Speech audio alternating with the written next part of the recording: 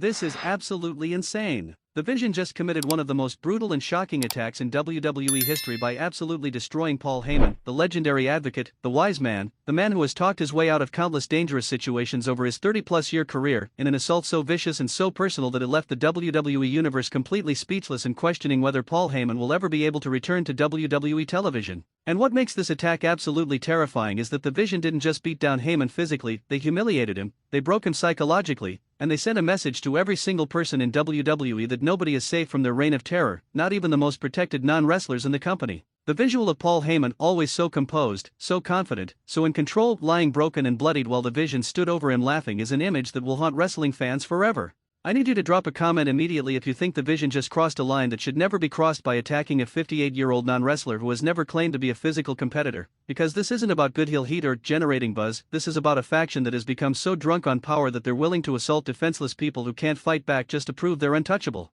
Paul Heyman is a manager, a talker, someone whose weapon has always been his mind and his words, not his fists. Attacking him is like attacking a referee or a ring announcer. It's cowardly and shows that the Vision has no honor, no code, and no limits to how low they'll sink. But before I break down every disturbing moment of this assault and reveal exactly what the Vision did to Paul Heyman that is WWE officials considering whether to disband the entire faction, before I expose the real reason why the Vision targeted Heyman specifically and what message they were trying to send, and before I reveal the nuclear fallout backstage with multiple top stars threatening to quit WWE if the Vision isn't severely punished, you need to smash that like button if you believe WWE has allowed the Vision to go too far and that there need to be immediate consequences for this attack. Because what I'm about to tell you about Paul Heyman's injuries, the terrified reaction from non-wrestling personnel who now fear they could be next, and the emergency meeting Triple H called to address whether the Vision has become an uncontrollable monster is going to make you furious. Let me take you through this horrifying attack step by step, because understanding the full context and the calculated cruelty involved makes this even more disturbing. The segment started innocently enough with Paul Heyman in the ring cutting one of his signature promos.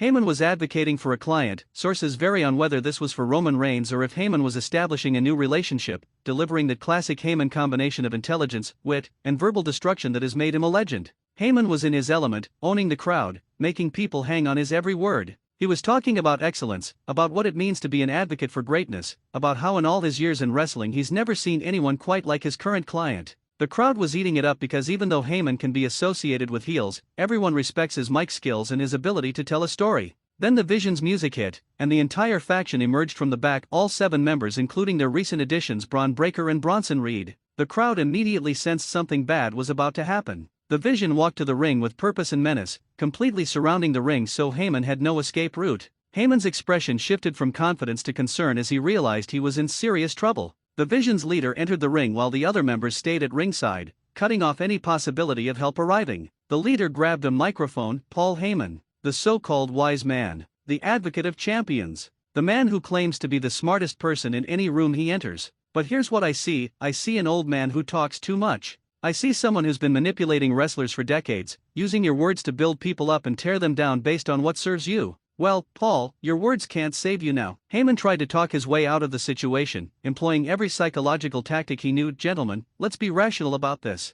I'm not a wrestler, I'm a non-combatant. Attacking me serves no strategic purpose and would only make you look weak for targeting someone who can't defend himself. If you have an issue with my client, challenge them, not me. I'm just the messenger. Heyman's voice was measured, but you could hear the fear underneath. But the Vision's leader just smiled that sick smile. Oh, Paul, you're so much more than just a messenger. You're a symbol. You represent the old guard, the manipulators who control careers from the shadows. And by destroying you, we send a message to everyone in WWE: there are no safe spaces anymore. Nobody is protected. Nobody is untouchable. The Vision owns WWE now, and anyone who opposes us or aligns with our enemies will suffer the consequences. Then the Vision's leader gave a signal, and the other 6 members slid into the ring. Heyman backed into a corner, his hands up in a defensive gesture, pleading for mercy. Wait. Let's talk about this. I can help you. I can advocate for the Vision. I can use my skills to make you bigger than you already are. We can work together. But his desperate attempts at negotiation fell on deaf ears. What happened next was sickening to watch. The Vision members surrounded Heyman and started pushing him around the ring, shoving him from person to person like he was a rag doll. Heyman, a 58-year-old man who's had multiple health issues over his career, was completely helpless. He couldn't fight back, couldn't escape, couldn't do anything except take the abuse. Then Bron Breakker grabbed Heyman and delivered a massive spear that folded Heyman in half. The impact was brutal. You could hear the air being forced out of Heyman's lungs. Heyman crumpled to the mat, clutching his ribs, clearly in severe pain. But the Vision wasn't done, not even close. Bronson Reed picked up Heyman's limp body and powerbombed him in the center of the ring. The impact shook the entire ring structure. Heyman lay motionless, possibly unconscious, but the Vision kept attacking. They took turns delivering their signature moves, kicks, slams, strikes, each member getting their pound of flesh from the defenseless manager. The crowd was stunned into silence. This wasn't entertainment anymore, this felt like genuine assault. People were booing but also looking uncomfortable because attacking someone who can't fight back crosses a line that even heel factions usually respect. WWE officials tried to enter the ring but the Vision fought them off, making it clear they would finish what they started. The worst moment came when the Vision's leader pulled out a steel chair. The crowd gasped and started chanting no, no, no, but the Vision didn't care. The leader positioned Heyman's head and delivered a sickening chair shot directly to Heyman's skull. The sound echoed through the arena and Heyman went completely limp, blood starting to pour from a cut on his forehead. But even that wasn't enough. The Vision continued the assault with the chair, hitting Heyman in the back, the legs, the ribs, each shot more brutal than the last. Heyman's body was convulsing with each impact, and the visual was so disturbing that WWE's cameras actually cut away at certain points, not wanting to show the full extent of the violence. Finally, after what felt like an eternity but was probably 10 to 12 minutes of sustained brutality, the Vision stood back and admired their handiwork. Paul Heyman lay in a pool of his own blood, motionless, possibly seriously injured. The Vision's leader grabbed the microphone one final time. Let this be a lesson to everyone in WWE. This is what happens when you stand against the Vision. And Paul Heyman? You're lucky we let you live. Then the Vision casually walked out of the ring and up the ramp while medical personnel flooded the ring to attend to Heyman. The medical response was frantic and showed this was genuinely serious. EMTs immediately called for a stretcher and backboard, treating Heyman with extreme care in case of spinal injuries. They placed a neck brace on Heyman before moving him, and the visual of the legendary Paul Heyman strapped to a backboard being wheeled out of the arena was absolutely heartbreaking. Heyman was conscious but clearly in severe pain, grimacing, and occasionally crying out as medical staff transported him. Now let's discuss Paul Heyman's injuries because according to medical reports that have leaked, Heyman suffered serious damage from this attack. Initial examination at the hospital revealed multiple broken ribs from Bron Breakker's spear and the subsequent attacks. Broken ribs are extremely painful and dangerous because they can potentially puncture lungs or other organs if the breaks are severe enough. Heyman also suffered a severe concussion from the chair shot to his head. The bleeding was extensive and required stitches to close the wound. Concussions at Heyman's age are particularly concerning because recovery takes longer and the risk of complications is higher. Doctors are monitoring Heyman closely for any signs of brain swelling or other neurological issues. In addition to the ribs and concussion, Heyman has significant soft tissue damage throughout his body, extensive bruising, possible muscle tears, and general trauma from taking moves his body isn't conditioned to absorb. Remember, Heyman is not a wrestler and hasn't trained to take bumps safely. His body absorbed these impacts in the worst possible ways, maximizing the damage. The most concerning issue is potential internal injuries. When Bronson Reed, all 330 pounds of him, powerbombed Heyman, the force was devastating. Doctors are running tests to check for internal bleeding or organ damage. The next 24 to 48 hours are critical for determining whether Heyman suffered any life-threatening internal injuries that might require surgery. Medical sources say Heyman is in serious but stable condition, which means he's not in immediate danger of dying but he's definitely seriously hurt. Recovery is expected to take weeks at minimum, possibly months depending on how his body responds to treatment. And at 58 years old, Heyman's recovery will be slower and more difficult than it would be for a younger person. Let me reveal some explosive details about the backstage reaction because according to multiple sources, WWE's locker room erupted in anger after the Vision's attack on Heyman. Wrestlers were furious that a non-combatant was targeted in such a brutal way, and many are demanding immediate and severe consequences for the Vision. Roman Reigns was reportedly enraged beyond anything people have seen from him. Roman and Heyman have a deep personal relationship going back years,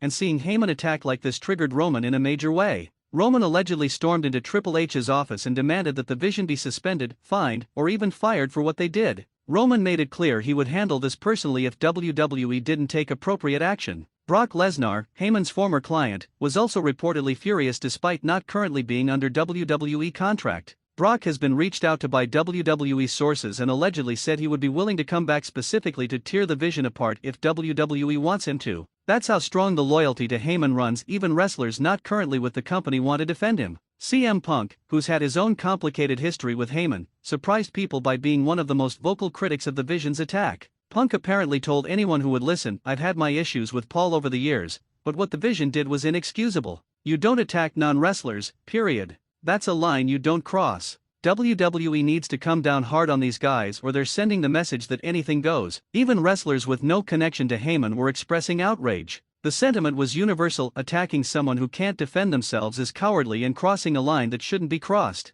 Multiple wrestlers have apparently told Triple H that if the Vision isn't punished severely, they'll lose respect for WWE management's ability to maintain order and protect non-wrestling personnel. The non-wrestling staff at WWE are reportedly terrified after this attack. Commentators, interviewers, producers, and other personnel who appear on camera are now worried they could be targeted by the Vision. Several people have allegedly requested security escorts when they're at shows, fearing they could be attacked just for doing their jobs. This fear among staff is creating a genuinely toxic work environment. Now let's talk about the emergency meeting Triple H called immediately after the attack because according to sources who were present, it was one of the most tense and difficult meetings in WWE's recent history. Triple H gathered all available wrestlers and key staff to address what happened and to discuss how WWE would respond. Triple H apparently opened the meeting by acknowledging that what the Vision did was completely unacceptable and beyond any reasonable bounds of wrestling storytelling. Hunter expressed genuine anger about the attack and promised that there would be consequences. But he also tried to provide context about the difficult position WWE is in regarding faction storylines and maintaining some element of unpredictability.